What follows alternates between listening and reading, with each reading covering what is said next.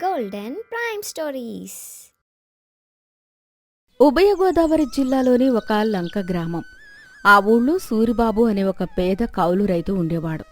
అతనికి భార్య లక్ష్మి మరియు తల్లి పార్వతమ్మ ఉన్నారు. లక్ష్మి చాలా కష్టపడే మనిషి. ఎంత కష్టం వచ్చినా భర్తకు చేదోడు వాదోడుగా నిలుస్తూ సంసారాన్ని ఈడ్చుకొచ్చే ఇల్లాలు. అది ఆగస్టు నెల. ఉభయ గోదావరి జిల్లాల్లో వానలు దంచి కొడుతున్నాయి. ఆరుబయట కాలు పెడితే కొట్టుకుపోయేలా కురుస్తున్న కుండపోత వర్షాలకు గోదావరి ఉగ్రరూపం దాల్చింది. సూరిబాబు వ్యవసాయం కోసం ఊళ్ళో ఉన్న వడ్డీ వ్యాపారి షావుకారు నారయ్య దగ్గర అప్పు తెచ్చి ఒక 5 ఎకరాలు కౌలుకు తీసుకుని వరి నాట్లు వేశాడు. కాని గోదారమ్మ శాంతించలేదు. వరద నీరు ఊరిలోకి పొలాల్లోకి ముంచెత్తింది. సూరిబాబు వేసిన 5 ఎకరాల వరి నాట్లు పూర్తిగా రోజుల తరబడి నీట మునిగి కుళ్ళిపోయి నాశనమైపోయాయి. వరద కొద్దిగా తగ్గాక పొలం గట్టున నిలబడి ఆ కుళ్ళిపోయిన నాట్లను చూస్తున్నాడు సూరిబాబు. ఉదయం 8 గంటలు. ఆకాశం ఇంకా మబ్బు పట్టి ఉంది. సూరిబాబు కన్నీళ్లు పెట్టుకుంటూ ఇంటికి వచ్చాడు. వసారాలో తల్లి పార్వతమ్మ కూర్చుని ఉంది. వంటగదిలో లక్ష్మి వంట చేస్తోంది. అమ్మా లక్ష్మి, అంతా అయిపోయింది. మన బతుకులు నాశనమైపోయాయి. ఆ గోదావరి తల్లి నా కడుపు గట్టిగా కొట్టింది. లక్ష్మి కంగారుగా బయటకు వచ్చి, ఏమండి, ఏమైంది? ఎందుకలా చంటిపిల్లాళ్ళ ఏడుస్తున్నారు? వరద నీళ్లు ఇంకా పొలంలో నుంచి పోలేదా? నీళ్లు ఎక్కడికి పోతాయి లక్ష్మి? 5 ఎకరాలు చెరువులా మారిపోయింది. కష్టపడి వేసిన వరి నాట్లు, చల్లిన ఎరువులు అన్నీ కుళ్ళిపోయి చేనంతా నీళ్ల పాలైంది. ఈ ఏడాది ఆ సావుకారు నారయ్య గారి అప్పు ఎలా తీర్చాలి? వాడు వదిలే రకం కాదు.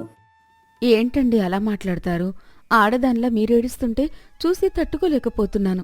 కష్టాలు మనుషులకి వస్తాయి, చెట్లకు పుట్టలకు వస్తాయా? ప్రాణం ఉంటే, పట్టుదల ఉంటే కొండలైనా పిండి చేయొచ్చు. ధైర్యంగా ఉండండి. బాధపడకు సూరి. భయపడితే బతుకులు గడవవురా. నీళ్ళొచ్చాయని, నాట్లు కుళ్ళిపోయాయని ఇలా కుంగిపోతే మన పొట్ట నిండదు కదరా. దేవుడు ఒక దారి మూస్తే మరో దారి తెరుస్తాడు.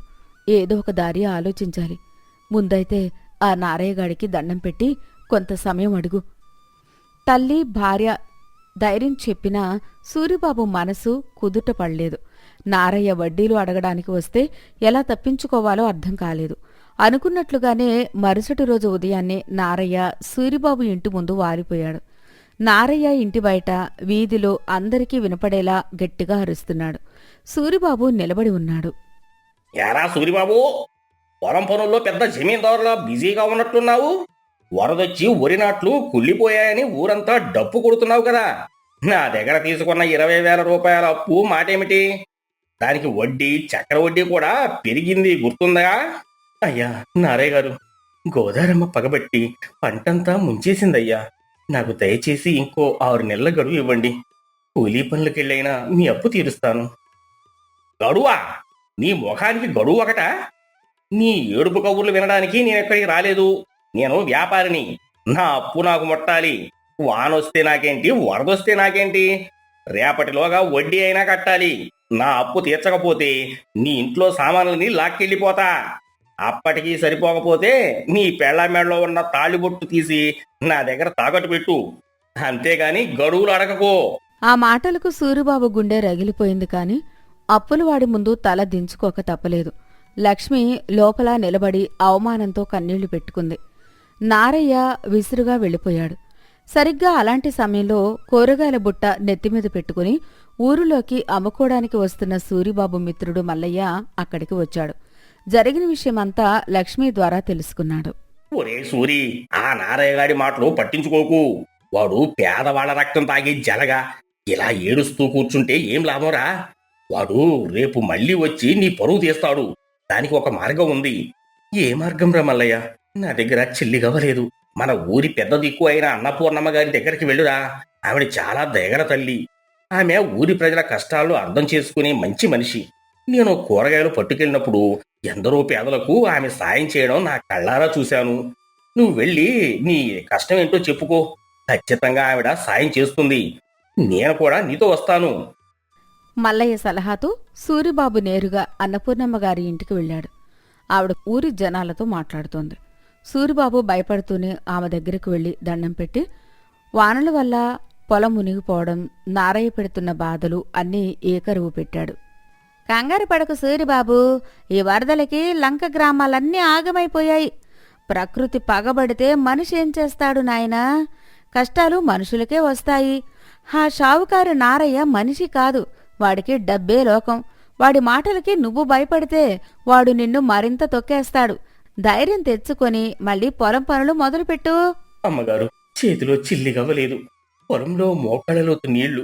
మళ్ళీ వరి వేయాలంటే పెట్టుబడి ఎక్కడి నుంచి తీను తల్లి? ఏ కష్టం వచ్చినా నేనున్నాను కదా, నువ్వు ఏమాత్రం భయపడకు అని చెప్పి అన్నపూర్ణమ్మ లోపలికి వెళ్లి తన బీరువాలో నుంచి ఒక 5,000 రూపాయలు తెచ్చి సూరిబాబు చేతిలో పెట్టింది. ఇదిగో సూరిబాబు, ఈ డబ్బు తీసుకెళ్లి ఆ షావుకారి నారయ్య ముఖాన కొట్టు. వాడు అడిగిన వడ్డీ చెల్లించి ముందు వాడి నోరు మూయించు. మిగిలింది నీ పొలం పనులకు వాడుకో. వాడు ఇంకోసారి వడ్డీ అడగడానికొస్తే నేను పంపాను అని చెప్పు. నా దగ్గరికి రమ్మను. ధైర్యంగా ఉండు, నేనున్నాను. అమ్మా, మీరు నా కుటుంబాన్ని, నా పరువును కాపాడారు. ఈ అప్పు నేను ఎలా అయినా తీరుస్తానమ్మా. అన్నపూర్ణమ్మ గారి సాయంతో సూరిబాబుకు కొండంత ధైర్యం వచ్చింది.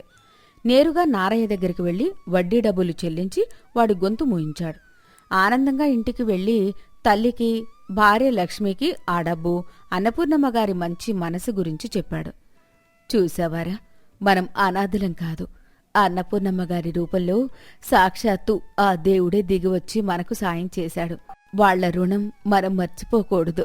రాత్రి భోజనం చేస్తున్నప్పుడు సూరిబాబు కుటుంబం తమ పొలం పరిస్థితి గురించి ఆలోచిస్తుంది. అంతా బాగానే ఉంది లక్ష్మి. అన్నపూర్ణమ్మ గారు సాయం చేశారు, కానీ మన కౌలు పొలంలో ఇంకా మోకాళ్లలోతు నీళ్లు నిలిచి ఉన్నాయి. ఆ బురదలో ఇప్పుడు మళ్లీ వరి వేయడం కుదరదు. పైగా వానలు ఎప్పుడు మళ్లీ వస్తాయో తెలియదు.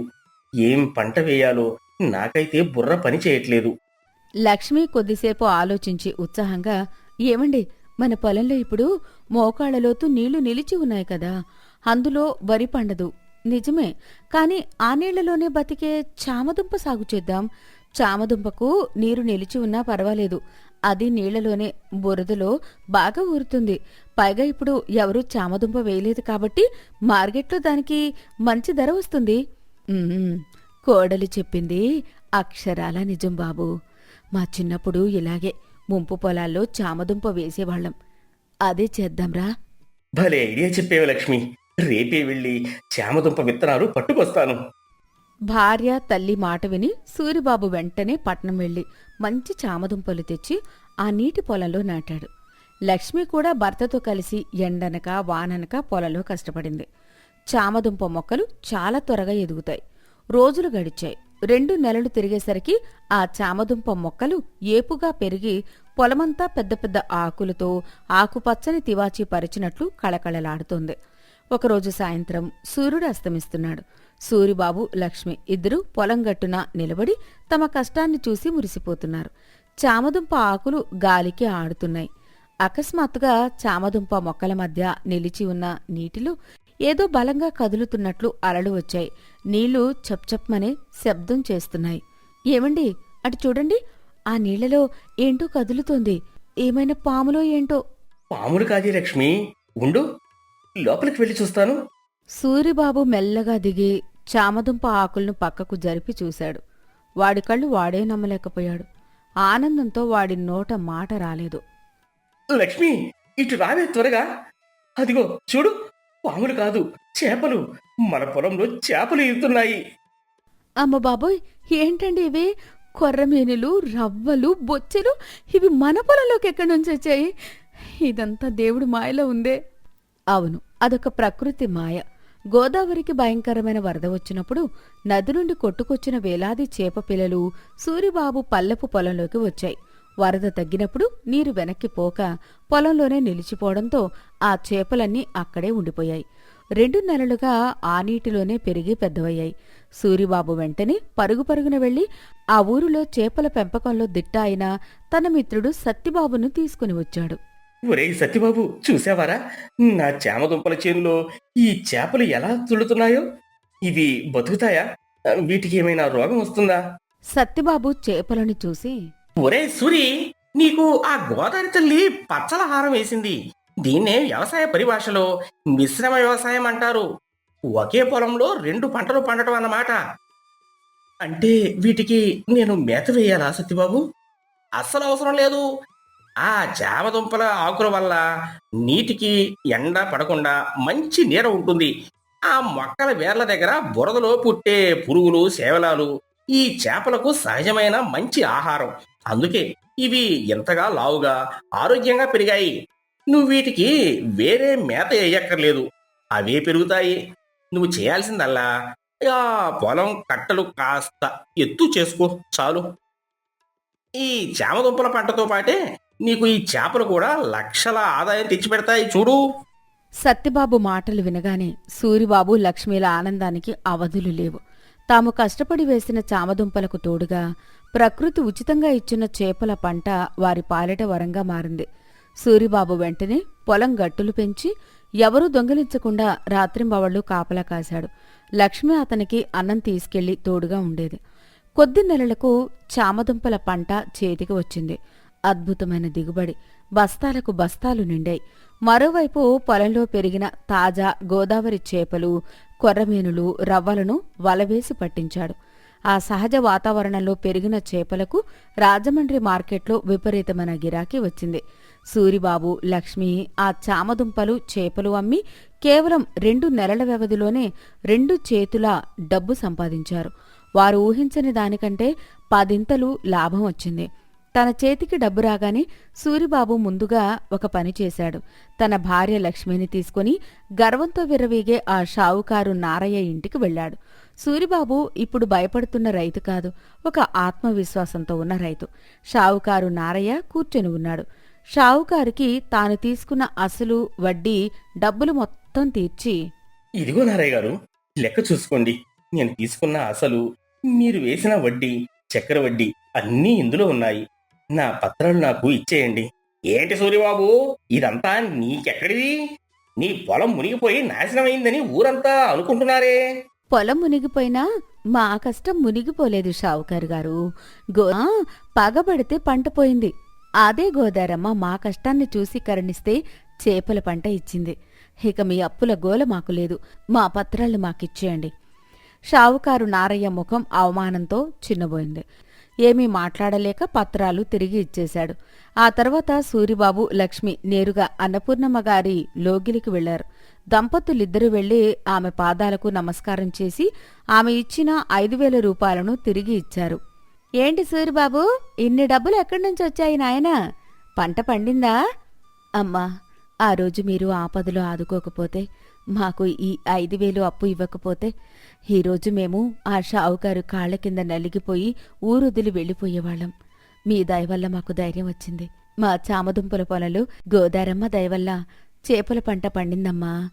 మీరే మా పాలిట దేవుడు. ఈరోజు మేము తల ఎత్తుకుని బతుకుతున్నామంటే అదంతా మీ చలివే తల్లి. చాలా సంతోషం లక్ష్మి.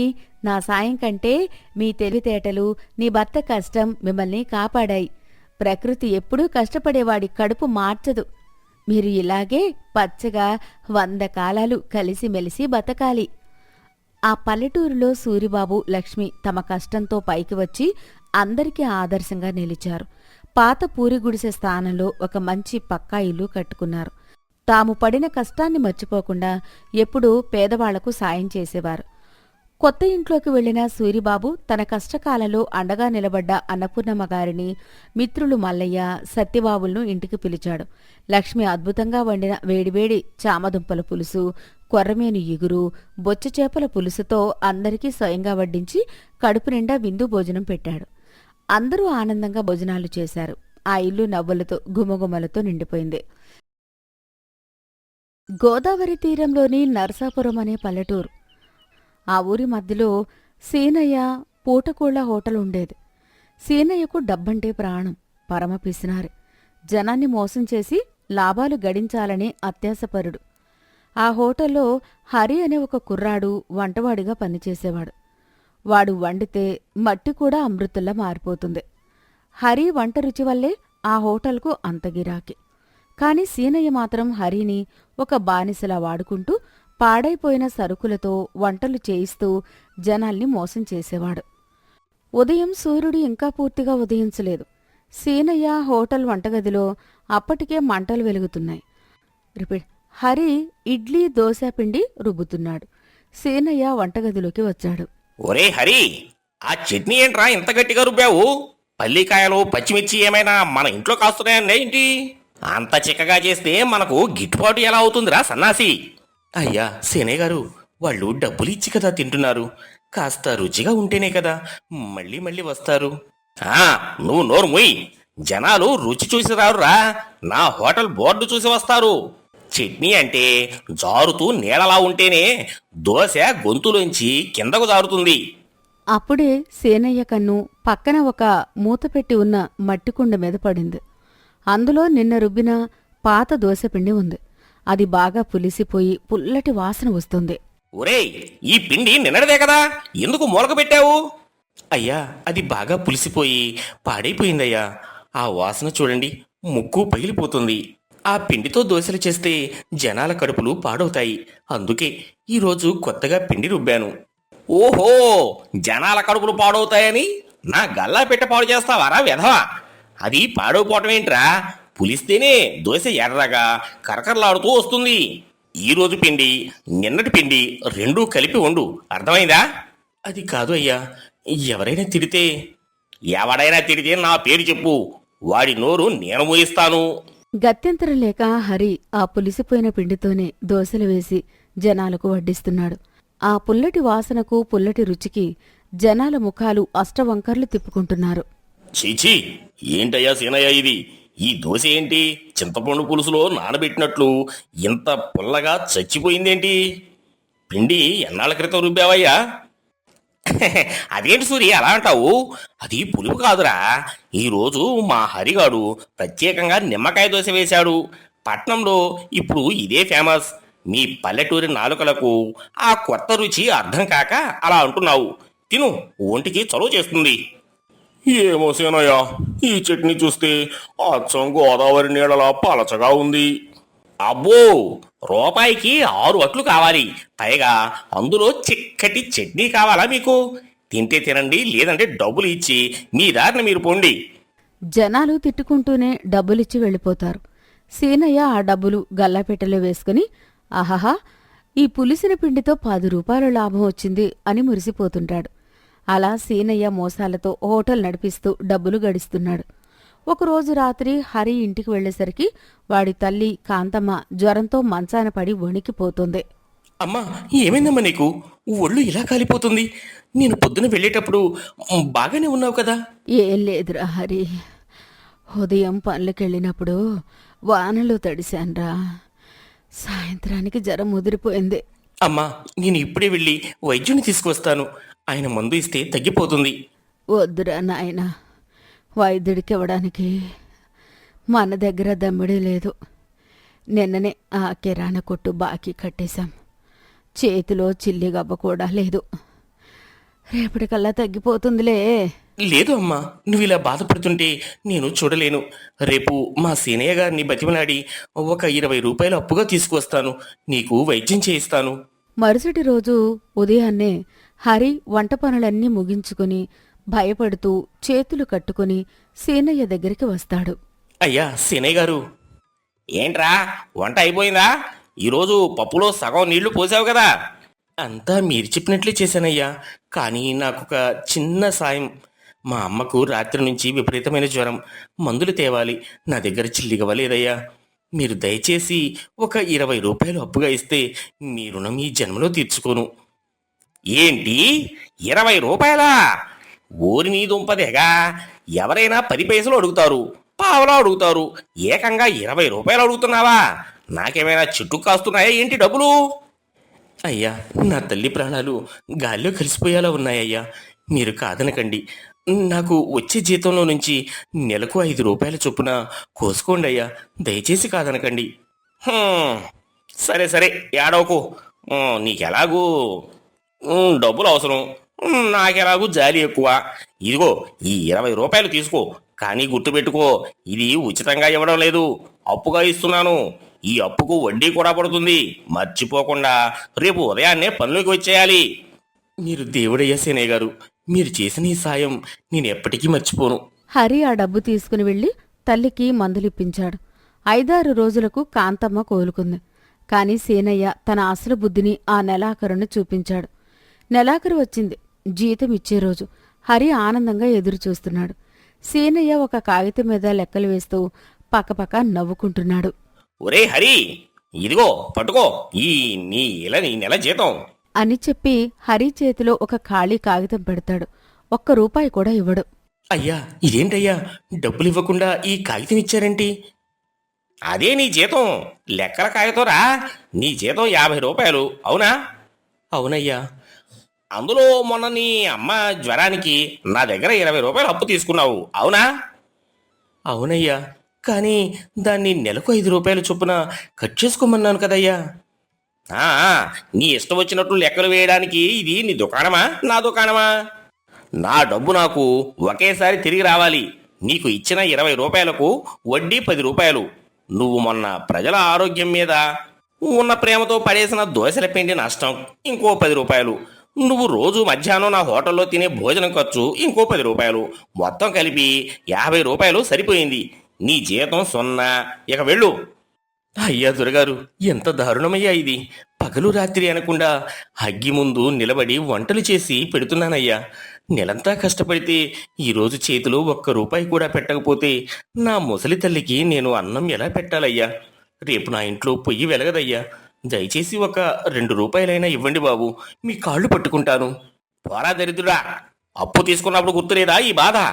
నా దగ్గర ధర్మసత్రాలు లేవు, మర్యాదగా వెళ్ళిపో. అత్యంతరం లేక హరి ఏడ్చుకుంటూ తన పూరి గుడిసెకు చేరుకుంటాడు.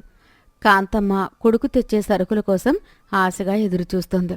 హరి ఉట్టి చేతులతో కన్నీళ్లతో రావడం చూసి ఆమె ఆందోళనగా అడుగుతుంది. ఏమైందిరా హరి, ఏడ్చుకుంటూ వచ్చావేంటి? జీతం ఇవ్వలేదా పాపాత్ముడు? లేదమ్మా, నీ జ్వరానికి నేను తీసుకున్న 20 రూపాయలు అప్పు కింద నా నెల జీతం మొత్తం లాగేసుకున్నాడమ్మా. పిడికెడు బియ్యం తేవడానికి కూడా నా చేతిలో చిల్లి గవ్వలేదమ్మా. కాంతమ్మ గుండె కరిగిపోయింది. కన్న కొడుకు కడుపు కాలుతుంటే ఏ తల్లి ఊరుకుంటుంది? ఆమెకు అంతులేని కోపం, పౌరుషం వచ్చాయి. ఏడవకరా నాయన, ఆ సీనయ్య దొంగలెక్కలు వేసి నీ శ్రమను దోచుకున్నాడా? వాడి గర్వాన్ని ఎలా దించాలో వాడి పిసినారితనానికి మందేంటో నాకు తెలుసు. ఆ రాత్రి తల్లి కొడుకులు ఇద్దరూ ఆకలితో కడుపులు పట్టుకుని కన్నీళ్లు తాకి నిద్రపోయారు. మరుసటి రోజు ఉదయం హరి అలవాటు ప్రకారం హోటల్కు వెళ్లడానికి లేచాడు. కాని కాంతమ్మ వాడిని ఆపింది. ఆగు హరి, ఎక్కడికి వెళ్తున్నావు? హోటల్కమ్మా. వెళ్ళకపోతే ఆ సీనయ్య ఇంటికొచ్చి నానా బూతులు తిడతాడు. తిట్టనివ్వు. ఈ రోజు నుంచి 3 రోజుల పాటు నువ్వు ఆ హోటల్ గడప తొక్కడానికి వీల్లేదు. అమ్మో, వెళ్ళకపోతే నా పని పీకేస్తాడమ్మా. మన బతుకులు రోడ్డున పడతాయి. వాడి బతుకు రోడ్డున పడుతుందిరా, మానది కాదు. నీ వంట రుచి మరిగిన జనాలు వాడు వండితే 1 ముద్ద కూడా తినరు.